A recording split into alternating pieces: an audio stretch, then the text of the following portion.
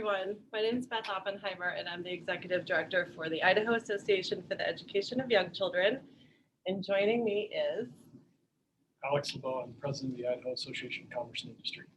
And we're going to talk with you a little bit about how childcare impacts businesses throughout Idaho. And Alex is going to share with you some studies that have been done, and then I'll talk about a little bit about some of the things that we're doing in partnership and then also at Idaho AEYC. I think one of the first things that people need to understand that the Idaho Association of Commerce and Industry is essentially the statewide chamber of commerce for the state of Idaho. And the reason that we came to this particular issue is that workforce is our top priority. And the issue of workforce led us to do some research as to why we were unable to find, or why most of our industries are unable to fill a lot of open positions that they have. One of the things that we needed to do was determine what are some of the barriers associated with people coming to work for us. Is it their skill set? Is it their education? Is it where they live? Is it pay? Is it any number of things that come into play? And what we determined was that the barrier of access to available childcare, and certainly the costs associated with it, was one of the single most significant problems that we have out there, because there are a lot of families out there that could be in the workforce that are not, but for the issue of childcare. It's not because they don't want to, which is certainly a cultural issue, and some people make that choice. But the cost of childcare and the lack of availability became certainly something we became very interested in, and started working through that process. So we sought out Beth's organization to say, all right, what do we do now? What do we do now? So as Alex mentioned, IACI and Idaho AEYC have been partnering over the past couple of years to help solve this issue. And then COVID hit.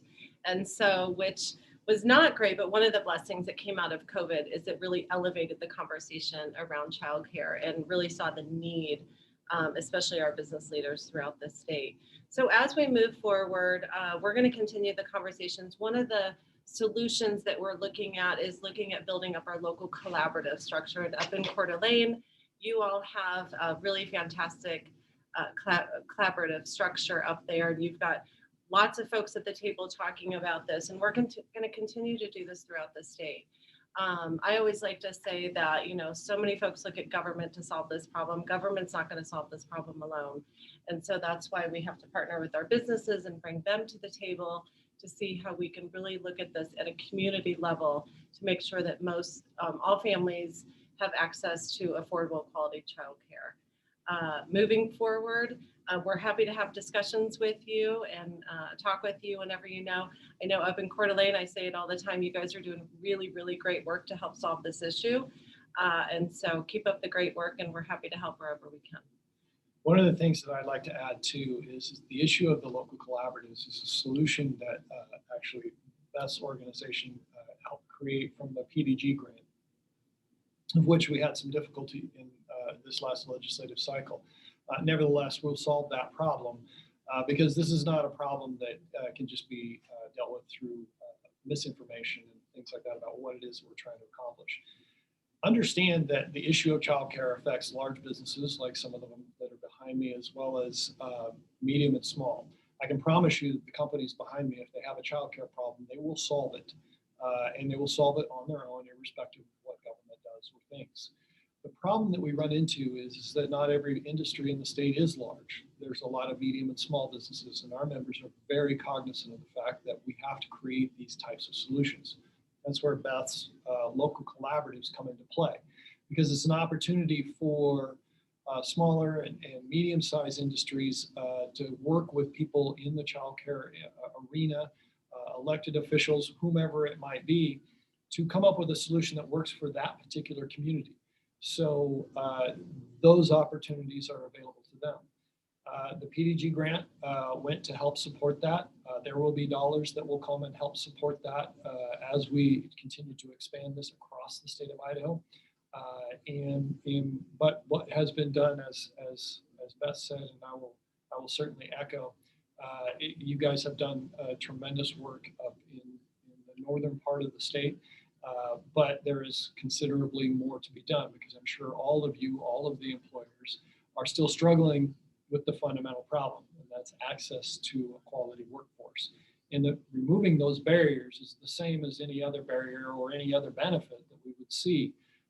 Those types of companies that have flexible time or can do flexible time works particularly well. Those companies that provide some level of childcare do extremely well in recruiting and retaining employees.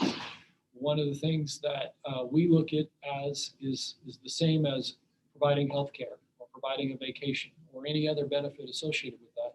And any company has to look at their bottom line and determine that this issue for their workforce and workforce retention is critical to their ongoing success.